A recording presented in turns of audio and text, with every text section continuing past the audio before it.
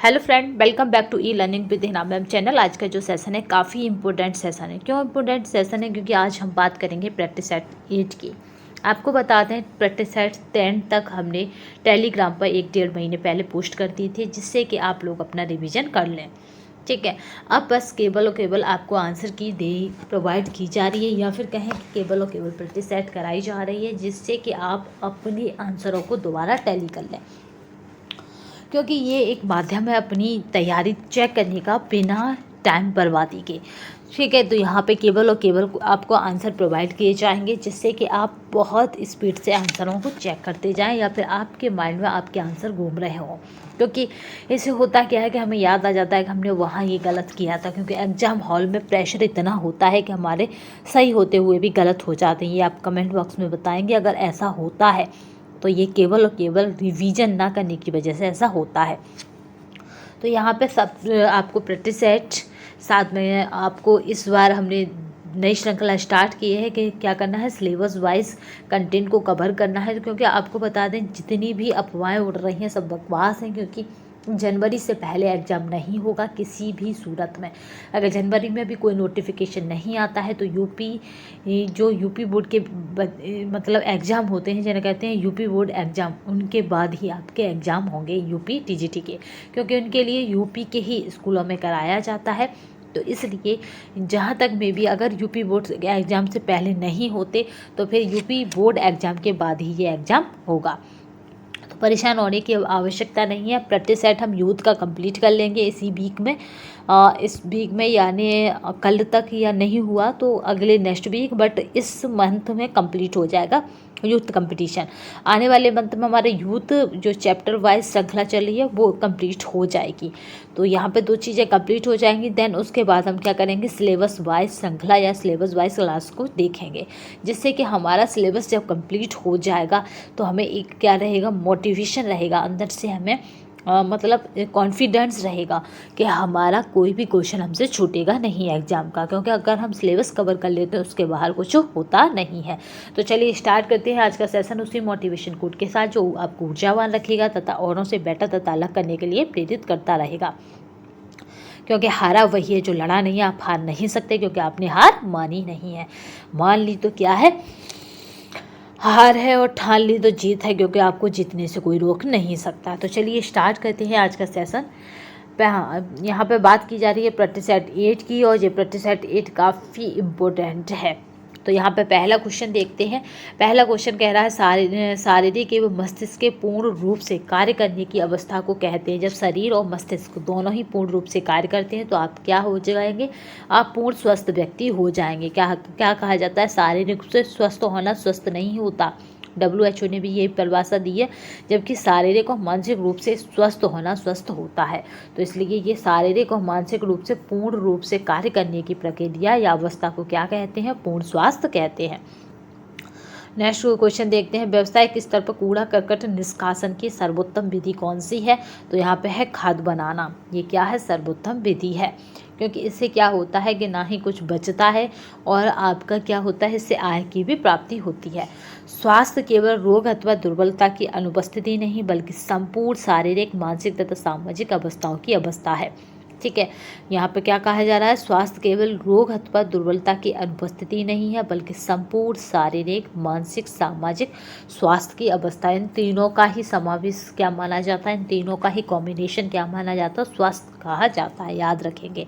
तो ये परिभाषा किसकी है, तो यहाँ पे ये परिभाषा अगर तीसरी वाली परिभाषा की बात की जाए तो ये विश्व स्वास्थ्य संगठन की यानी WHO की है। ठीक है, WHO यानी वर्ल्ड हेल्थ ऑर्गेनाइजेशन की है। ठीक है, यहाँ पे चलते हैं। 5 वर्ष से अधिक आयु वाले बच्चों को कृत्रिम श्वसन की कौन सी विधि दी जाती है? तो यहाँ पे कृत्रिम श्वसन की बात हो रही है, और 5 वर्ष से ऊपर है तो ये होती है सैफर विधि। ये आपको पूरी करानी चाहिए कि कौन कौन सी कृत्रिम की विधियाँ होती हैं। ठीक है, हो सकता है आज ही करा दी जाए, क्योंकि जो जो टॉपिक याद आते जाएंगे उन्हें कवर करते जाएंगे सिलेबस के, जिससे कि हमारा जहाँ से क्वेश्चन बनता है वहाँ का वो टॉपिक कवर हो जाए। तो आज कोशिश करेंगे, अगर नहीं याद रहता तो आप हमें कमेंट बॉक्स में याद दिला सकते हैं। तो आज हम क्या करेंगे, श्वसन की जितनी भी गतिविधियाँ हैं उन्हें कंप्लीट कर लेंगे। ठीक है, क्योंकि यहाँ पे क्या है कि जिस टॉपिक से क्वेश्चन बनना है तो अमूमन हर साल बनेगा। ठीक है, 1 आध साल बीच में गैप हो सकता है, बट उससे बनेगा। तो यहाँ पे हम ये ज़रूरी होता है तैयारी के लिए कि जिस टॉपिक से क्वेश्चन बनना उस टॉपिक को भी कवर करते जाएँ। तो अगर हम भूल जाएँ तो आप हमें याद दिला दीजिएगा, जिससे कि हम क्या करेंगे, आज या कल में आपको श्वसन, ये कृत्रिम श्वसन वाला मेथड पूरा करा दें। तो यहाँ पे जो सैफर विधि होती है, इसमें होता क्या कि जैसे आप करवट, जैसे दाएं या बाएं तरफ लेटते हैं, करवट करके इस तरह लिटाया जाता है और इसमें 2 लोगों की भूमिका रहती है। चलिए देखते हैं, यदि एक परीक्षण एक समूह पर 2 या 2 से अधिक बार प्रशासित किया जाए और अंक समान रहें तो वह होगा। यानी सपोज़ आपने 30 बच्चों को क्या करा, एक टेस्ट दिया, परीक्षण माने होता है टेस्ट, ठीक है, जिसको आप टूल्स बोलते हैं, वो दिया। अगले 2 मंथ बाद क्या किया आपने, वही टेस्ट उन बच्चों पे फिर दिया और वही बच्चों पे उनको कोई क्या करा, प्रैक्टिकल नहीं कराया, यानी उन्हें किसी भी प्रकार की एक्टिविटी नहीं कराई और समान अंक आते हैं।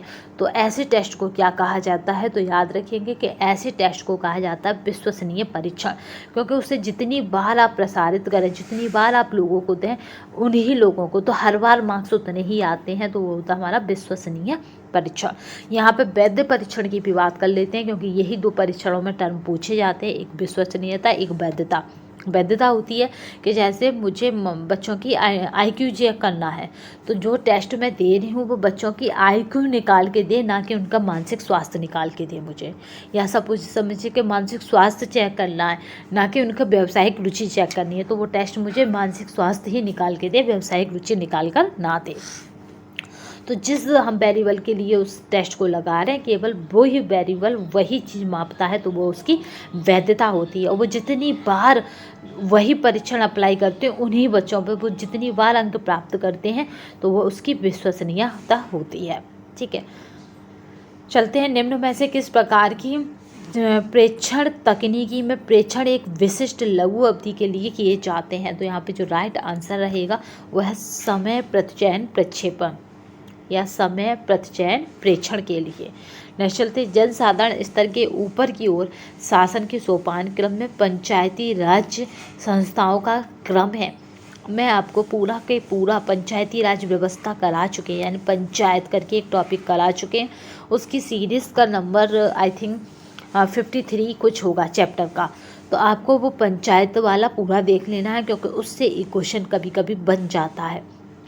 ठीक है, तो हमने अभी क्या कहा है कि जहाँ से क्वेश्चन बन सकते हैं हम उन्हें कवर करके चलेंगे, जिससे कि वहाँ से क्वेश्चन फिर बने तो छूटे ना। तो अब वहाँ पहले आज अगर नहीं देखा वो मैं कमेंट बॉक्स में उस वाले चैप्टर का डाल दूँगी, यूथ कंपटीशन टाइम का पंचायत वाला, जिससे हर साल रिपीटेड क्वेश्चन बने हैं। इस साल भी अगर बन गया तो इस साल LT में भी चांसेस होता है बहुत अधिक बनने का, तो LT में बनने के चांसेस होते हैं, तो आप उसे देख लीजिएगा। तो यहाँ पे पूछा जा रहा है क्रम, तो सबसे पहले क्या होती है, तो सबसे पहले ग्राम सभा होती है, फिर ग्राम पंचायत होती है। ग्राम पंचायत के बाद की अगर बात की जाए तो खंड पंचायत होती है, खंड पंचायत के बाद की बात की जाती है तो जिला पंचायत। यह सबसे उच्च स्तर होती है, याद रखिएगा, ये सबसे निम्न या फिर निम्न स्तर होती है, ये गाँव में हो जाती है। और यहाँ पे स्तरों की बात की जाए तो पहले निम्न से शुरू करेंगे, तो ये फिर ये फिर ये और फिर ये। ठीक है, इस तरह से जिला यानी डिस्ट्रिक्ट पंचायत। ठीक है, पूर्व स्कूली बालकों के लिए प्रवेश परीक्षाएं, पाठ्य पुस्तकों एवं गृह कार्य को प्रतिबंधित करने की संस्तुति की थी। तो किसने की थी गृह कार्य और इस सबको, तो याद रखेंगे यशपाल कमेटी। यशपाल कमेटी का एक और बहुत अच्छा कोटेशन है जिसे आपको याद रखना, जो आपका बस्ता होता है, बस्ता बिना वजन के। ठीक है, अभी इंग्लिश टर्म इसका भूल है मतलब, तो यहाँ पे ये किसने कहा है कि स्कूली बच्चों का जो बस्ता है वो बिना वजन के होना चाहिए। अगर आप में से किसी को इसका वो वाला टर्म याद है तो आप कमेंट बॉक्स में डाल सकते हैं। ठीक है, तो यहाँ पे किसने कहा है, तो यशपाल कमेटी ने। और कभी कभी पूछा जाता है NCF 2005 की जो रिकमेंडेशन है, यानी जो सुझाव है NCF, ठीक है, NCF का मतलब होता है नेशनल करिकुलम फ्रेमवर्क। ठीक है, इसके अगर 2005 की बात की जाए और किसने इसके सुझाव दिए या रिकमेंडेशन की, तो याद रखेंगे यशपाल कमेटी। यहीं पे एक और टर्म याद रखना है आपको, मूंछों वाली अम्मा। तो आप बताएंगे जो मूंछों वाली अम्मा करके जो मेल है, वर्जन है, वो किस वाले उससे जुड़ा हुआ है, यानी प्राइमरी एजुकेशन से या सेकेंडरी, बहुत पूछा जाता है। नेक्स्ट चलते हैं, समसामयिक विकास परक विस्तार कार्य में किस उपागम को अपनाया जाता है? तो यहाँ पे जो राइट आंसर रहेगा वह है एकीकृत उपागम को अपनाया जाता है। नेक्स्ट चलते हैं, शिक्षाविद जिन्होंने शिक्षा के समाजीकरण पर बल दिया। तो शिक्षाविदों की अगर बात की जाए तो जॉन डूबी, इन्होंने क्या करा था? सामाजिक पर भी बल दिया था। ठीक है, 3 एस्पेक्ट यानी याद रखिएगा, पाठ्यक्रम, शिक्षक और छात्र। गैस्ट्रिक एवं यहाँ पे है डिओडेनल अल्सर की इजारत यानी फ़ायदा, मतलब उसको ट्रीटमेंट में मुख्यतः दिया जाता है। ठीक है, इजारत का याद रखिएगा कि इसके ट्रीटमेंट में क्या दिया जाता है। तो गैस्ट्रिक या फिर का बात की जाए डिओडेनल अल्सर की, तो यहाँ पे उसको क्या दिया जाता है? ये बहुत मोस्ट इम्पोर्टेंट और हर बार सबको परेशान करता है। तो यहाँ पे याद रखेंगे उच्च रेशे युक्त आहार एवं प्रतिरोधी दवाइयाँ। क्योंकि उच्च रेशे युक्त आहार इसलिए दिया जाता है क्योंकि वो आहार जो घुलित अवस्था में होता है, रेशे, वो इसमें दिए जाते हैं। शरीर की सर्वाधिक क्रियाएं नियंत्रण होती हैं, क्योंकि कई जगह इसका टर्म तलाशा गया है तो यही मिला है। फिर अब चैप्टर वाइज जब अल्सर को पढ़ेंगे तब उसमें देखेंगे डाइट प्लान में क्या है। यहाँ पर अगर बात की जाए तो शरीर की सर्वाधिक क्रियाएं नियंत्रण होती हैं तो प्रमस्तिष्क के द्वारा, याद रखिएगा ये क्या है? प्रमस्तिष्क मास्टर ग्रंथि का भी, ठीक है, मास्टर ग्रंथि से भी मैंने बताया था एक बार, मास्टर ग्रंथि की भी ग्रंथि होती है तो वो होती है प्रमस्तिष्क। ठीक है, जिसको मास्टर ग्रंथि की भी ग्रंथि कहा जाता है। प्रमस्तिष्क को क्या कहा जाता है? तो इसको सेरेब्रम कहा जाता है, याद रखेंगे। ठीक है, सेरेब्रम कहा जाता है। ये क्या करता है? तो इसका अगर कार्य देखा जाए तो ये प्रमस्तिष्क मस्तिष्क के शीर्ष, पार्श्व और पक्ष भागों को ढके रहता है। ये मस्तिष्क का सबसे बड़ा भाग होता है जो लगभग मस्तिष्क का 2/3 भाग होता है। प्रमस्तिष्क कितना होता है? मस्तिष्क का 2/3 भाग होता है। यह बुद्धि तथा चतुराई का केंद्र होता है। सोचने, समझने और शक्ति, प्रेरणा, भय, प्रेम, कष्ट, यानी ये व्यक्ति को ह्यूमन बनने लायक बनाता है। ये इस तरह से आप याद रख सकते हैं। टेस्टोस्टेरोन हार्मोन्स उत्पन्न होता है, तो ये कहाँ पे उत्पन्न होता है ये वाला हार्मोन्स? तो आप याद रखेंगे शुक्राशय में। ठीक है, किस में पाया जाता है? तो याद रखेंगे यही केवल और केवल पुरुषों में पाया जाता है, जिसकी वजह से आवाज़ का भारीपन होना, ऐसे आ सकता है कि पुरुषों का आवाज़ का भारीपन होना, सीने पे बाल होना, चेहरे पे दाढ़ी होना, ये किस हार्मोन्स की का मतलब हार्मोन से होता है? तो वो होता है टेस्ट से याद रखेंगे कि टेस्ट हुआ, बड़े हो गए। ठीक है, तो टेस्टोस्टेरोन।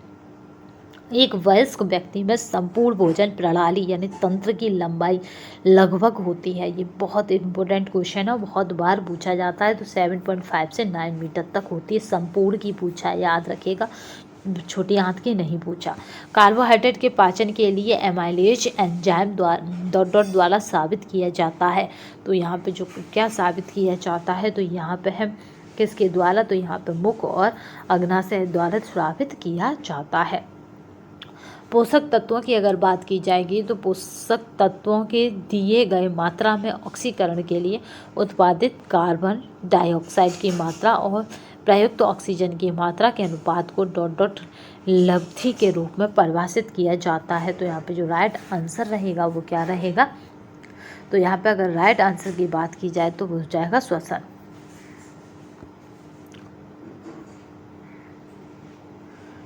ठीक है, क्योंकि यहाँ पे बात हो रही है ऑक्सीजन की। पेशियों के सिरे अस्थियों से किसके द्वारा बंधे रहते हैं? तो यहाँ पे जो राइट आंसर रहेगा वो है कंडराओं के द्वारा बंधे रहते हैं। कंडराओं को बात करें तो उनको बोलते हैं टेंडोन्स। ठीक है, किसके द्वारा बंधे होते हैं? तो टेंडोन्स के द्वारा बंधे होते हैं। नेक्स्ट चलते हैं, बैठने और खड़े होने की स्थिति में शरीर का संतुलन बनाने के लिए आवश्यक मांसपेशी है। तो यहाँ पे जो राइट आंसर है वो हमारा है कंकाल पेशी।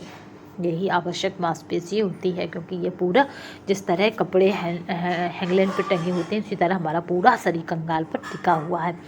डॉट एक मूल्य का साधन है, तो इसमें से कौन एक मूल्य का साधन है? तो यहाँ पे याद रखेंगे भाषा। यह मूल्य का एक साधन है। नेक्स्ट क्वेश्चन देखते हैं जो काफ़ी इम्पोर्टेंट है। ये पीडीएफ आपको हमारे टेलीग्राम तथा व्हाट्सएप पर मिल जाएगी, तो परेशान होने की आवश्यकता नहीं है। समूह के साथ अन्योन क्रियाएं करने में समस्या या अपनी इच्छाएं और आवश्यकताओं को बता पाने में समस्या वाले बच्चों को डॉट डॉट कहा जाता है। तो यहाँ पे जो राइट आंसर रहेगा वो कहा जाता है बता पाने वाले, मतलब उसमें वो क्या है, सक्षम नहीं है विद्यार्थी। तो यहाँ पे क्या कहा जाता है, तो यहाँ पे जो राइट आंसर रहेगा वो रहेगा अंतःकारी समस्या, क्योंकि वो अंदर की बातें नहीं बता पा रहा है। तो याद रखेंगे, क्योंकि इच्छाएं क्या है ये व्यक्ति के अंदर चलती हैं, किसी को पता नहीं चलती। आवश्यकता भी व्यक्ति को सबसे पहले पता होती है, तो वो बता नहीं पा रहा, इसकी उसकी समस्या है। तो इसको कहते हैं अंतःकारी समस्याएं, जिनको कहते हैं इंटरनलाइजिंग प्रॉब्लम्स।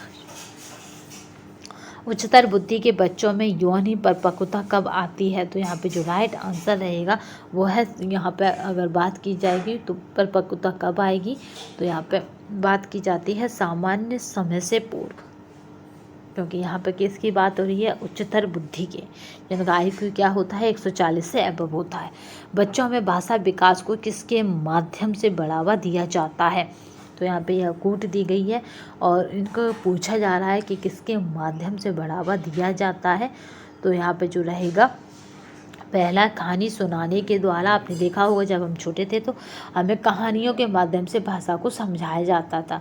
दूसरा क्या है, बातचीत के द्वारा। तीसरा क्या है, सामाजिक भागीदारी के द्वारा। तब यहाँ पे क्या कराते हैं, हम डिबेट वगैरह कराते हैं, और जिससे कि ज्ञान का भी आदान प्रदान हो, साथ में टर्मिनोलॉजी का भी सुधार हो। तो यहाँ पे जो राइट आंसर है वो हमारा रहेगा सी। नेक्स्ट चलते हैं, शिशुओं को ग्राफ्स, मतलब शिशुओं की यहाँ पे बात की जाए, ग्रास्पिंग, रूटिंग और सकिंग को कहते हैं। तो जब ये बच्चे ये वाले टर्म लाते हैं, यानी ये करते हैं, तो उनको क्या कहा जाता है? तो यहाँ पे जो राइट आंसर रहेगा, यहाँ पे कहा जाता है अडेप्टिव रिफ्लेक्स। ठीक है, यहाँ पे जो आंसर रहेगा वो क्या रहेगा, डी रहेगा, एडेप्टिव रिफ्लेक्स। शैशवावस्था में बच्चों में कौन संवेग नहीं होता है? तो यानी जब शैशवावस्था के होते हैं तो कौन सा संवेग नहीं होता है? तो डर नहीं होता है, आनंद, क्रोध और उत्साह होता है। आपने देखा होगा कभी कभी बच्चों को दूध ना पिलाओ, को रोते रहे, फिर आप दूध पिलाओ तो उससे में पीते नहीं हैं। तो यहाँ पर क्रोध भी होता है, आनंद भी होता है, उत्साह भी होता है, बट डर नहीं जानते वो कि मौत क्या होती है, ये बच्चे नहीं जानते हैं, जिस तरह आपने पप्पी को देखा होगा रोड पर। चलिए नेक्स्ट चलते हैं, आदमी उसके मालिक का गुस्सा अपने बच्चों पर निकालता है, यह किसका उदाहरण है? तो यहाँ पे जो राइट आंसर रहेगा तो ये रहता है यहाँ पे विस्थापन का उदाहरण है, क्योंकि वो अपने मालिक पर गुस्सा नहीं निकाल सकता था, इसलिए अपना गुस्सा उसने अपने नीचे के स्तर पर निकाला। तो ये हमारा क्या होता है, विस्थापन कहा जाता है। तो राइट आंसर यहाँ पे क्या रहेगा, याद रखेंगे, ए रहेगा। विस्थापन को अगर देखा जाए तो इसको कहा जाता है डिस्प्लेसमेंट। ठीक है, क्योंकि कभी कभी हिंदी टर्मिनोलॉजी ना समझ में आए तो यहाँ पे इंग्लिश टर्मिनोलॉजी से भी कभी कभी आंसर निकल आता है। नेक्स्ट चलते हैं, जननी सुरक्षा योजना के अंतर्गत प्रसूति के दौरान महिलाओं को आंतरिक की जाने वाली नगद धनराशि में निम्नलिखित में से कौन सी दृश्यमान लागत व्यय शामिल है? तो यहाँ पे जो राइट आंसर रहेगा कि कौन सी शामिल है, तो वो हमारा रहेगा औषधि की आपूर्ति।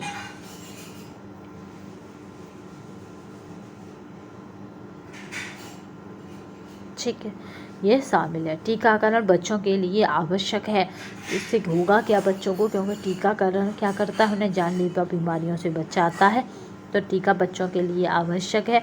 तो यहाँ पे याद रखेंगे पोषणीय स्थिति को बढ़ाने के लिए, और क्या है यहाँ पे विषाणु जनित और संक्रमणीय रोगों की घटनाएं कम करने के लिए। तो यहाँ पे जो राइट आंसर रहेगा वो रहेगा दूसरा और चौथा। यहाँ पर राइट आंसर क्या रहेगा, सी। ये PDF आपको हमारे टेलीग्राम तथा व्हाट्सएप पर मिल जाएगी। स्तनपान संक्रमण रोगों की घटनाएं और समूह कम कर देता है, जिससे शिशु का यहाँ पे है विचलन और मृत्यु दोनों में कमी आती है। तो यहाँ पे जो राइट आंसर रहेगा 28 का वो क्या है, ये सत्य है, क्योंकि वो क्या करता है, संक्रमण रोगों की घटनाओं को कम कर देता है, क्योंकि माता का दूध बच्चे के लिए सर्वोत्तम आहार है।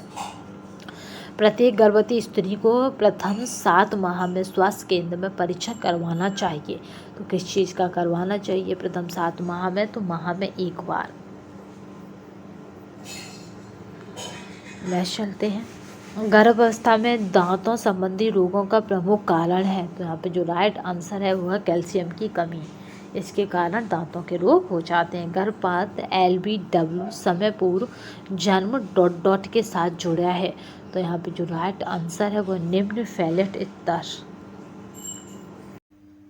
नेक्स्ट क्वेश्चन देखते हैं, सगर्भता काल की अवधि होती है। तो सगर्भता काल की अवधि की अगर बात की जाए तो वो होती है निषेचन से जन्म तक। नेक्स्ट क्वेश्चन, जन्म भ्रूण के संपूर्ण शरीर को आच्छादित करने वाले रोमिल बालों को कहते हैं। आपने देखा होगा पूरे शरीर पर छोटे छोटे नन्हे नन्हे बाल होते हैं, जिनको रोमिल बाल कहते हैं। वो क्या होते हैं, या कहते हैं रोहे होते हैं शरीर पर। तो उन्हें कहा जाता है यहाँ पे लेनुगो, ठीक है, लेनुगो कहा जाता है। नेक्स्ट क्वेश्चन देखते हैं, जिसको आटे के लोई के माध्यम से हटाया जाता है बचपन में। अंडोत्सर्जन के बाद बचे हुए ग्रेनुलोसा और थिका इंटरना कोशिकाएं ... बनाती हैं। तो ये क्या बनाती हैं, तो यहाँ पे जो राइट आंसर होगा कॉर्पस ल्यूटियम बनाती हैं। कॉर्पस ल्यूटियम बनाते हैं। नेक्स्ट क्वेश्चन चलते हैं, बंदूरा की सामाजिक संज्ञानात्मक ज्ञान प्राप्ति में किस पर बल दिया गया है। तो यहाँ पे जो राइट आंसर है वो है ज्ञान प्राप्ति परक व्यवहार, संज्ञानात्मक अनुक्रियाएं और पैटर्न की सामाजिक भूमिका पर बल दिया गया है। मानवीय अवप्रेरणा सिद्धांत प्रतिपादित किया गया। तो यहाँ पे जो राइट आंसर रहेगा मैस्लो के द्वारा, ठीक है, मैस्लो के द्वारा मानवीय जो अवप्रेरणा सिद्धांत है वो प्रतिपादित किया गया। बालकों की यौन शिक्षा देना क्यों आवश्यक है। आपको बताता है जितने भी आपसे मनोवैज्ञानिकों के जो तथ्य पूछे जाते हैं ज़्यादा डीपली नहीं जाते, बट किसने दिया कौन सी थ्योरी, तो ये एक दिन करा दिया जाएगा कि किसने कौन सी थ्योरी दी है तथा उस थ्योरी में थोड़ा सा है क्या। ठीक है, नेक्स्ट क्वेश्चन देखते हैं, बालकों में यौन शिक्षा देना क्यों आवश्यक है। तो यहाँ क्या है, यह एक जिज्ञासा है जिसे शांत न करने पर उससे सर्वांगीण विकास में अनेक बाधा आ सकती हैं।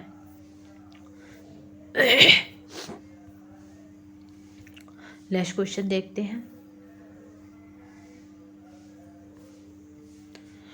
वैधानिकता के आधार पर बाजार का अब वर्गीकरण है। तो यहाँ पे जो राइट आंसर रहेगा वो है इनमें से सभी, यानी उचित बाजार, चोर बाजार, खुला बाजार, ये सभी क्या है, बाजार के प्रकार हैं। नेक्स्ट क्वेश्चन, 3 किलोग्राम भार वाले नवजात शिशु का भार लगभग दुगना हो जाएगा। जब बात आती है दुगने की तो वो 3 साल में हो जाता है, याद रखिएगा। जब बात आए इसका तिगुना होना तब होगा 6 माह। तो यहाँ जो राइट आंसर रहेगा वो रहेगा 3 माह। ए ऑप्शन बिल्कुल सही है। नेक्स्ट चलते हैं, व्यक्ति की उभरती और विस्तृत होती क्षमताएं जो कार्य करने में धीरे धीरे अधिक सुविधा देने लगती हैं। तो यहाँ पे जो राइट आंसर रहता है वो है हमारा परिपक्वता, क्योंकि वो परिपक्व होता जाता है तो वो सुविधा देने लगती हैं। बालक का बायां हाथ या दाहिना हाथ का प्रयोग निर्भर करता है। तो यहाँ पे जो राइट आंसर है मस्तिष्क प्रभुत्व पर। कौन सी विधि बच्चों के पालन पोषण में सम्मिलित नहीं है। तो यहाँ पे जो राइट आंसर है वो क्या रहेगा, बाल विकास का अध्ययन। ये बच्चों के पालन पोषण से संबंधित नहीं है, जबकि भोजन ग्रहण करना, स्तन त्याज्य और मल मूत्र ये सभी बच्चे के पालन पोषण से संबंधित है। पूर्व निर्धारित वस्तुनिष्ठ सूचक तथा अन्य वस्तुनिष्ठ आधारित परियोजनाओं की यहाँ पे प्रगति के मूल्यांकन की प्रक्रिया को कहते हैं। तो हम यहाँ पे इस तरह की जो प्रक्रिया वो कही जाती है कार्यान्वयन। शून्य बजट उन संस्थानों में लागू होता है जहाँ, तो यहाँ पे जो राइट आंसर है वो है कार्यवाही का मूल्यांकन नए सिरे से हो, वहाँ पे क्या है, शून्य बजट लागू होता है। औपचारिक माध्यम से वंचित बच्चों के लिए राष्ट्रीय मुक्त विद्यालय किस वर्ष प्रारंभ किया गया? तो यहाँ पे जो राइट आंसर है वो 1979 को प्रारंभ किया गया। ठीक है, नेशनल ओपन स्कूलिंग। चलिए नेक्स्ट चलते। भारत में निम्नलिखित में से किस कार्यक्रम के अंतर्गत पूरक आहार दिया जाता है? तो जो बच्चों को आहार दिया जाता है वो किस कार्यक्रम के? तो वो है ICDS और WHO के अंतर्गत, क्योंकि उनके स्वास्थ्य को देखते हुए उसमें चीज़ों का कभी कभी मतलब समावेश किया जाता है। आपने देखा होगा 2020 में किया गया था। विभिन्न स्वयंसेवी संस्थाएं सामुदायिक स्वास्थ्य उत्थान हेतु कौन कौन से कार्यरत हैं? तो यहाँ पे जो राइट आंसर रहेगा वो है इनमें से सभी।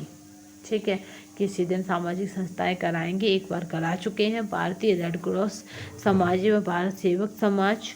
ठीक है, क्योंकि इसको रेड क्रॉस इसलिए कहा जाता है क्योंकि ये रेड क्रॉस की देन है। Kasturba memorial fund and Hindu कुष्ठ निवारण संघ, ये भी आपका किससे है? सामुदायिक स्वास्थ्य से संबंधित है। भारतीय बाल कल्याण परिषद एवं अखिल भारतीय नेत्रहीन उन्मूलन, ये भी क्या है? आपके सामुदायिक विश्वास से संबंधित है। तो यहाँ पे ये सभी बिल्कुल राइट आंसर रहेगा। ये PDF आपको हमारे टेलीग्राम तथा व्हाट्सएप पर मिल जाएगी, परेशान होने की आवश्यकता नहीं है। योजना बच्चों में परिपूर्ण सेवा देने का उद्देश्य रखती है। तो कौन सी योजना है यहाँ पे परिपूर्ण उद्देश्य रखती है? तो यहाँ पे जो राइट आंसर रहेगा वो हमारा है ICDS, क्योंकि ये किससे जुड़ी है? ये बच्चों से जुड़ी है।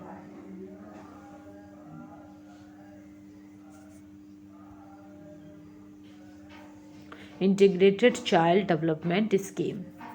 ठीक है, इसको याद रखिएगा।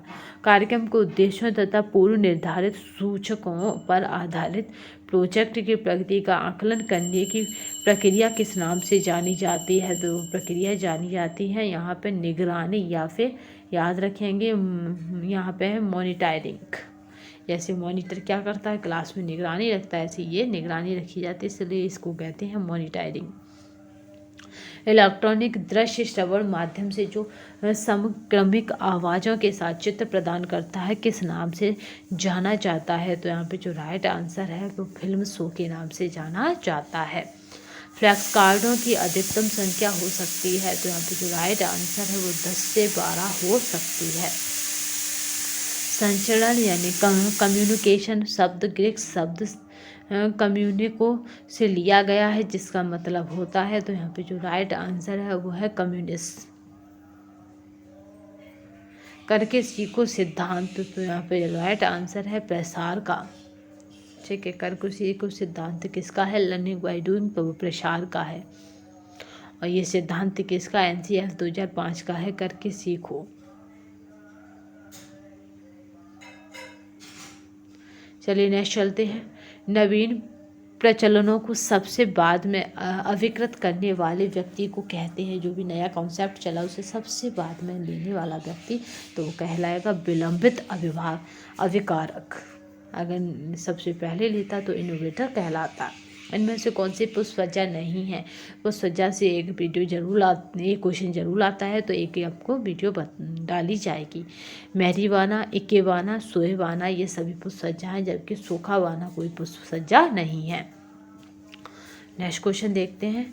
डॉट डॉट के डिजाइन प्रधान की फुलनेस को नियंत्रण करते हैं और उसे आकार देते हैं। तो यहाँ पे कौन इस तरह से फुलनेस? तो वो डार्ट्स, ये क्या करते हैं? फुलनेस को नियंत्रण करते हैं तथा उसे आकार भी देते हैं, इसलिए कपड़ों में डार्ट डाली जाती है। किसी वस्तु की शुद्धता, रंग, डिजाइन जो बार बार दोहराई जाती है कहलाते हैं। तो यहाँ पे हर चीज़ जब बार बार दोहराई जा रही है, चाहे रंग हो चाहे डिजाइन हो, तो वो क्या कहलाएगी? तो वो कहलाता है रिदम। भवन निर्माण नक्शा जो यहाँ पे एक मतलब 1:1000 माप का तैयार किया जाता है कहलाता है। तो यहाँ पे भवन निर्माण नक्शे को क्या कहा जाता है? तो धरातल योजना कहलाता है, क्योंकि ये धरातल पर ही बनाई जाती है। इस तरह से डिजाइन कर दी जाती है कि बाथरूम बनेगा कि यहाँ लैट्रिन ये खुला रहेगा, इधर बैठक बनेगी, इस तरह से ये डिजाइन कर दिया जाता है। निम्न में से कौन पार्ट रेफ्रिजरेटर का ताप को नियंत्रण करता है? तो यहाँ पे जो राइट आंसर रहेगा वो क्या है? नियामक क्या है? पार्ट रेफ्रिजरेटर के ताप को नियंत्रण करता है।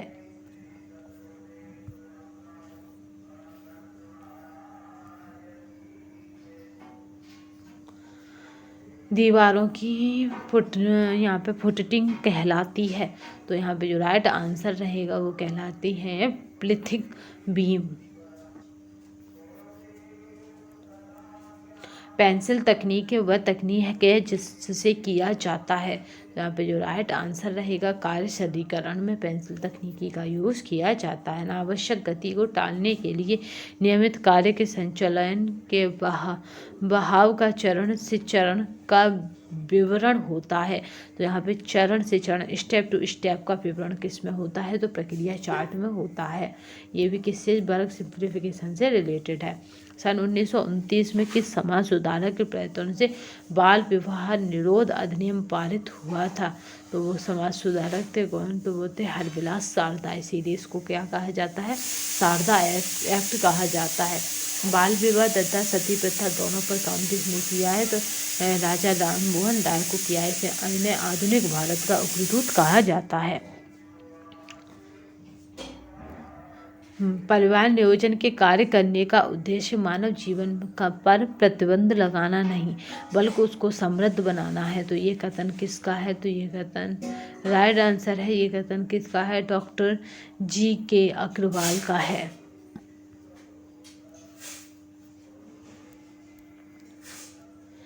F.W. टेलर द्वारा निम्नलिखित प्रसिद्ध पुस्तक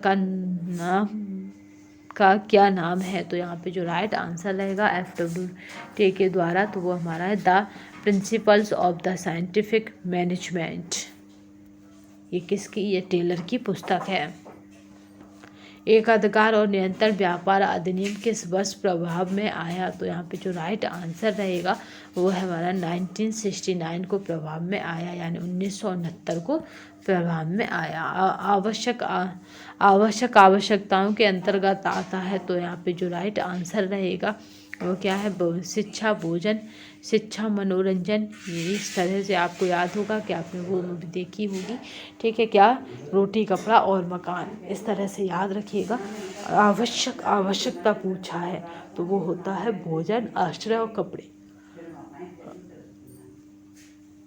यानी रोटी, कपड़ा और मकान। भोजन आवश्यक है, आश्रय रहने के लिए जगह आवश्यक है और तन ढकने के लिए कपड़े आवश्यक हैं। डॉट डॉट एक मूल्यवान साधन है जिसका उपयोग आय एवं व्यय के आवंटन हेतु किया जाता है। तो यहाँ पे जो राइट आंसर है बजट। बजट का क्या है? आय और व्यय के आवंटन हेतु किया जाता है। परिवार की विभिन्न स्थितियाँ हैं जहाँ आय पर दबाव सबसे अधिक होता है। तो यहाँ पे जो राइट आंसर है वह बच्चे जब कॉलेज जाते हैं तब क्या है? आय पर दबाव सबसे अधिक होता है। किसने निर्णय प्रक्रिया के निम्न सोपान सुझाए हैं? समस्या क्या है? विकल्प क्या है? कौन सा विकल्प उत्तम है? तो यहाँ पे जो राइट आंसर रहेगा वो हमारा जॉन डूवी। इसने क्या करा है? निर्णय प्रक्रिया के निम्न सोपान सजाए हैं, जिनमें से एक समस्या क्या है, विकल्प क्या है, ये सोपान है। गृह प्रबंधन एक व्यवहारिक विज्ञान है, यह किसका कथन है? तो यहाँ पे जो राइट आंसर रहेगा वो किसका है? तो ये कोटिजन का है। चिकनाई के धब्बे छुड़ाने के लिए प्रयुक्त विधि है। तो यहाँ पे जो राइट आंसर है अवशोषण विधि, क्योंकि इस चिकनाई जल्दी हटती है। चिकनाई वाले स्टेप पर हम क्या करें? सूखा पाउडर या फिर सूखा आटा वगैरह डाल दें तो उससे वो चिकनाई खींच लेता है। साबुन में कपड़े बार बार धोने पर गीले पड़ जाते हैं इसका क्या कारण है? तो यहाँ पे जो राइट आंसर है वो क्या है? रेंजन इसका कारण है।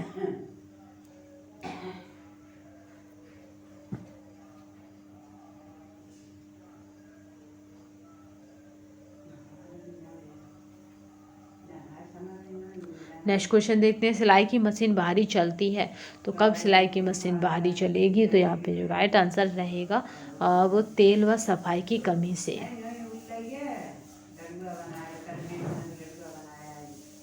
प्लीट व घेर वस्त्र में क्या बढ़ाने में मदद करते हैं? तो जब हम प्लेट डालते हैं या घेर करते हैं तो वो हमें क्या करने में? तो वो फुलनेस करने में मदद करते हैं। बहुत बार पूछा जा चुका क्वेश्चन है। निम्नलिखित में से कौन से डार्ट समतुल्य नहीं है? यहाँ पे जो राइट आंसर रहेगा वो क्या है? तो यहाँ पे पूछा है रफल्स और यहाँ पे फिल यानी झालदार, ये डार्ट क्या है? समतुल्य नहीं है। एक वस्तु का सबसे प्रबल दृश्य तत्व और दूर से दिखने वाली पहली चीज है। तो जब आप कोई वस्तु देखते हैं तो का क्या प्रबल तत्व आपको दिखता है और दूर से क्या दिखता है, तो वो हमारी है रूपरेखा। निम्नलिखित में से क्या किसी परिधान की अच्छी गुणवत्ता वाली अर्धवृत्तीय तुलभन यानी स्कैल्ड हेमलाइन के लिए सर्वाधिक उपयुक्त है? तो यहाँ पे जो राइट आंसर रहेगा वो है यहाँ पे सेप्ट फेसिंग। पंजाब का कढ़ाई का कड़ा हुआ कपड़ा, पंजाब की मतलब कढ़ाईकारी को क्या कहा जाता है? तो फुलकारी कहा जाता है। एक शॉल जिसको आप सर्दियों में ओढ़ते हैं उस तरह का एक बनता है जिसको काढ़ा जाता है, जिसको काढ़ने में काफ़ी दिन लग जाते हैं, 2 से 2.5 महीना एक व्यक्ति को। ताने और पाने के धागों रंगे जाते हैं। तो यहाँ पे जो राइट आंसर रहेगा वो है पटोला छपाई में या फिर पटोला कढ़ाई में ताने और पाने के धागे रंगे जाते हैं। भारतीय वस्त्र उद्योग में आजकल प्रिंटिंग की किस विधि का अधिक प्रयोग किया जाता है? तो यहाँ पे जो राइट आंसर रहेगा कि किस विधि का, तो यहाँ पे जो राइट आंसर रोलर प्रिंटिंग का, क्योंकि इसमें काफ़ी कपड़ा एक साथ प्रिंट हो जाता है, क्योंकि ये एक रोल की तरह घूमता है, तो बहुत जल्दी घूमता है। इस विधि से कपड़े पर चुने हुए स्थान से रंग हटाकर नमूने बनाए जाते हैं। तो यहाँ पे जो राइट आंसर रहेगा, ठीक है, तो यहाँ पे क्या रहेगा, स्थानों से रंग हटाकर नमूने बनाए जाते हैं, तो वो होता है डिस्चार्ज छपाई। नेक्स्ट क्वेश्चन देखते हैं। कौन सी बुनाई में 2 तंतु ताना और 2 तंतु बाना होता है? तो यहाँ पे जो राइट आंसर रहेगा वो क्या है, डबल बुनाई में। 2 का मतलब हो गया डबल। कपड़ा तंतु या रेशा या बुनाई या वयन के लिए योग्य द्रव्य, इसके लिए डॉट डॉट के व्यापक नाम है। तो यहाँ पे जो राइट आंसर रहेगा वो है तागा।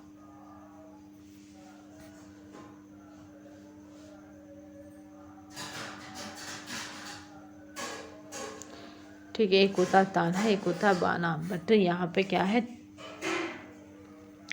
धागे की फिसलन में निम्नलिखित में से कौन से कारक योगदान देते हैं? तो यहाँ पे जो राइट आंसर रहेगा वो सभी देते हैं, क्योंकि धागे की चिकनाई, यहाँ पे ढीली बुनाई की संरचना और खराब समाप्ति। रेयॉन का इतिहास सर्वप्रथम किसने तैयार किया था? तो यानी रेयॉन को सर्वप्रथम किसने खोजा था? तो यहाँ पे यह राइट आंसर है काउंट हिलेरी डी कार्डोनेट ने, क्योंकि हमने रेयॉन कहा था तब आपको पढ़ाया था। विस्कोस रेयॉन बनाने वाले घोल का चिपचिपापन उसे इसमें घुलाकर परखा जा सकता है। तो यहाँ पे जो राइट आंसर रहेगा वो है 40% एसिटिक एसिड में। रेशम के कपड़ों पर किस विशेष परिचर्या को किया जाता है? तो यहाँ पे जो राइट आंसर है 8 का वो क्या रहेगा, तो वो है बेटिंग को किया जाता है।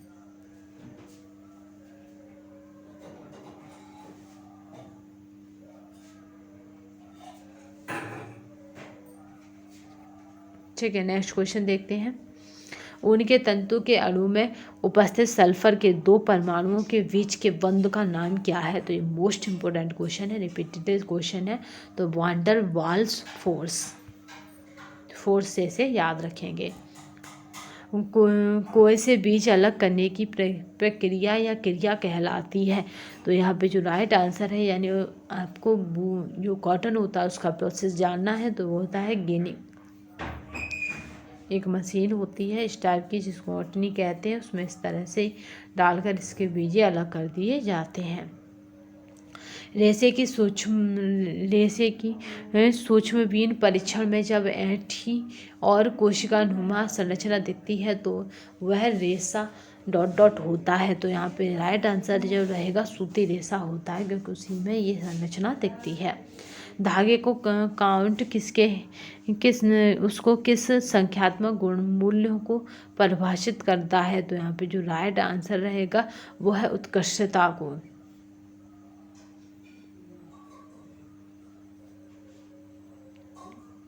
ठीक है, निम्नलिखित में से कपड़ों का सिद्धांत कौन सा है? तो यहाँ पे जो राइट आंसर रहेगा वो क्या है, तो यह है मोडेस्टी यानी शालीनता। मिलावट निरोधक अधिनियम कब लागू किया गया था? तो यहाँ पे जो राइट आंसर है वो जून 1955 में लागू किया गया था। ये PDF आपको हमारे टेलीग्राम तथा व्हाट्सएप पर मिल जाएगी, तो परेशान होने की आवश्यकता नहीं है। लोहे को जंग लगने से कैसे बचाया जा सकता है? तो 95 का जो राइट आंसर है लोहे की सतह पर क्रीच की परत लगाना, इसीलिए हम क्या करते हैं, उसे कलर करते हैं। निर्जलीकरण अंतरिक्ष भोजन डॉट मिलाकर पुनः बनाया जाता है। तो यहाँ पे जो राइट आंसर है वो क्या है? गुनगुना जल। उच्च रक्तचाप के मरीज को कम मात्रा में लेना चाहिए। तो यहाँ पे सोडियम की क्या है? उच्च रक्तचाप के मरीज को कम लेनी चाहिए। यहीं पे होता है निम्न रक्तचाप, तो सोडियम की मात्रा अधिक लेनी चाहिए। कम कैलोरी, निम्न वसा, निम्न सोडियम सामान्य प्रोटीन के साथ प्रस्तावित किया जाता है। तो ऐसा कौन सा मरीज है जिसको ये दिया जाता है? तो वो हमारा उच्च रक्तचाप यानी हाई ब्लड प्रेशर व्यक्ति को। हेपेटाइटिस से सिरोसिस तक बीमारी बढ़ने लक्षणों को सही क्रम में लगाइए। तो 99 का जो राइट आंसर रहेगा उसके सही क्रम की बात की जाए तो पहला हो जाएगा मतली क्षुधा अभाव और उल्टी होना, दूसरा हो जाएगा उदर में नरमी और पीलिया होना, और तीसरा हो जाएगा बिलिरुबिन की बढ़ोतरी, और डी हो जाएगा निर्वाहिका में उच्चतर चाप।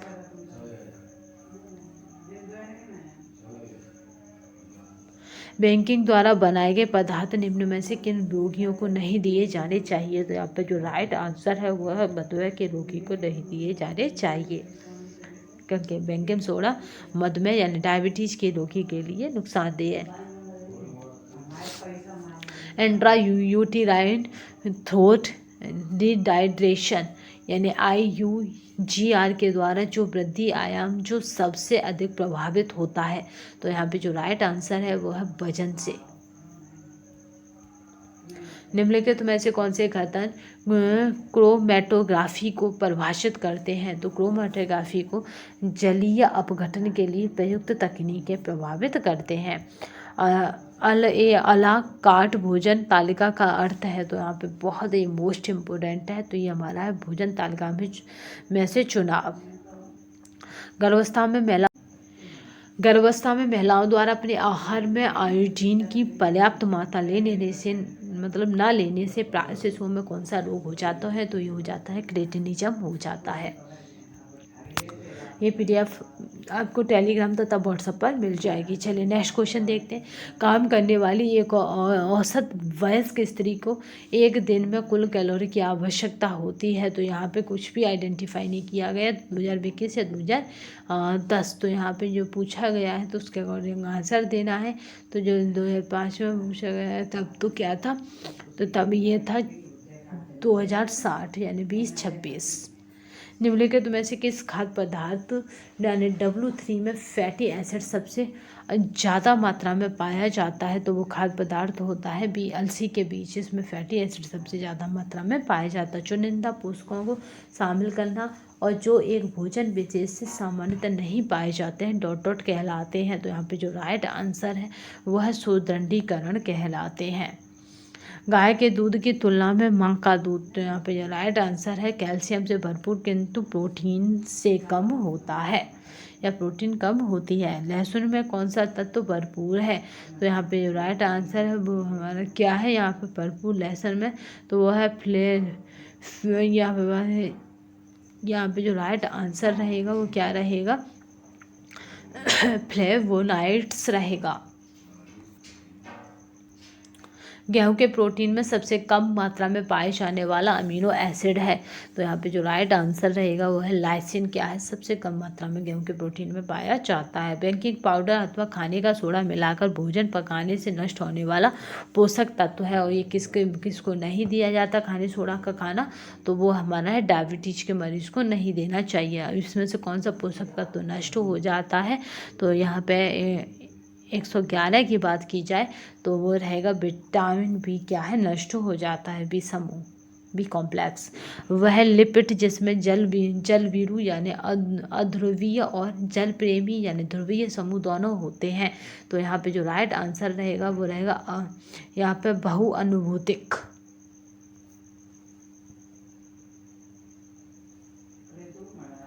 प्रोटीन अमीनो एसिड से बनते हैं, शरीर का निर्माण करते हैं, यह अधिक मात्रा में पाए जाते हैं। तो यहाँ पे जो राइट आंसर है वो है अंडे की जर्दी में।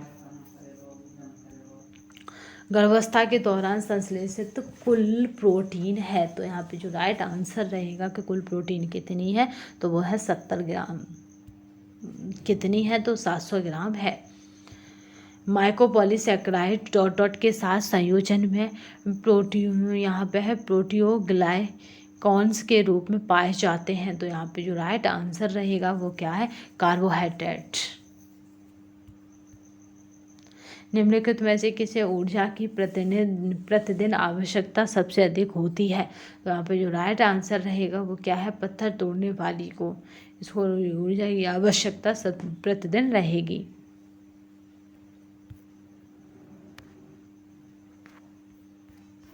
नेक्स्ट क्वेश्चन देखते हैं। BMR के बारे में गलत कथन को चुनिए। तो यहाँ पे जो राइट आंसर रहेगा BMR गर्म जलवायु में बढ़ जाता है, ये बिल्कुल रॉन्ग है। ठीक है, हमें क्या देखना है, अब देखना है हमें सही कथन कौन सा है। BMR शरीर के सतही क्षेत्र में स्थित संबंधित है। BMR व्यक्ति की उम्र के व्युत्क्रमानुपात है और पुरुषों का BMR उस उम्र की महिलाओं की अपेक्षा उच्च होता है। तो यानी BMR पुरुषों में उच्च होता है। जब बच्चों की वृद्धि तीव्रता से बाधित हो और उसके शरीर पर कम उपचर्म, वसा और मांसपेशियां होती हैं, तो ऐसी स्थिति को कहते हैं। तो यानी मांसपेशियां और उपचर्म कम है, तो ऐसी स्थिति को क्या कहेंगे, तो इसको कहेंगे सूखा रोग। नेक्स्ट क्वेश्चन देखते हैं। यहाँ पे हमें क्या करना है, मिलान करना है। तो यानी सूची क्या है, सूची 1 को और सूची उससे जोड़ना है सूची B से। तो यहाँ पे देखते हैं मिलान में। तो यहाँ पे अगर बात की जाएगी आहार सर्वेक्षण की, तो ये क्या हो जाएगा, FFQ हो जाएगा। ठीक है, आहार सर्वेक्षण, तो यहाँ पे FFQ। अगर बात की जाए मानव मिति की, तो यहाँ पे हो जाएगा, यहाँ पे मानव मिति MUAC। अगर जीव रसायन की बात की जाएगी, तो यहाँ पे HV हो जाएगा। रोग विषयक की बात की जाएगी, तो B.SPOT हो जाएगा। तो यहाँ पे जो राइट आंसर बनेगा वो बनेगा D। नेक्स्ट क्वेश्चन देखते हैं। पोषक तत्वों के धारण अधिक होता है। तो यहाँ पे जो राइट आंसर रहेगा वो है उबालने से। घरेलू स्तर पर जल को शुद्ध करने की उपयुक्त विधि है। तो यहाँ पे जो राइट आंसर है वो है उबालना, क्योंकि इससे जल बहुत जल्दी शुद्ध होता है। रेशा है, तो रेशा क्या है, तो यहाँ पे जो राइट आंसर है अपच्य कार्बोहाइड्रेट है। मृदा युक्त जल डॉट डॉट के उपयोग द्वारा शुद्ध किया जाता है। तो किसके उपयोग के द्वारा, तो यहाँ पे जो राइट आंसर है फिटकरी के उपयोग के द्वारा शुद्ध किया जाता है। खाद्य संरक्षण की घरेलू विधि है। तो यहाँ पे जो राइट आंसर है वो है इनमें से सभी, यानी रेफ्रिजरेटर, डिहाइड्रेशन और नमक व चीनी, ये सभी खाद्य को सुरक्षित रखते हैं। खाद्य पदार्थ यानी जिन्हें हम लेते हैं। धागों का झुंड लंबाई में 140 यार्ड्स और डॉट डॉट के रूप में जाना जाता है। तो यहाँ पे जो राइट आंसर रहेगा वो कहते हैं हैंग। तो हमने क्या करा है, एक प्रैक्टिकल यानी एक प्रैक्टिस सेट को कंप्लीट कर लिया, जिसमें 125 क्वेश्चन थे। ठीक है, तो 125 क्वेश्चन हमारे कंप्लीट हो चुकी है। जिस तरह TGT PGT में क्वेश्चनों का लेवल रहता है वैसे ही उसी तरह के हमने क्वेश्चन देखे। ये PDF आपको हमारे टेलीग्राम तथा व्हाट्सएप पे मिल जाएगी। तो आज के लिए बस इतना ही, नेक्स्ट सेशन में फिर मिलेगी। तब तक के लिए धन्यवाद। वंदे मातरम, जय हिंद।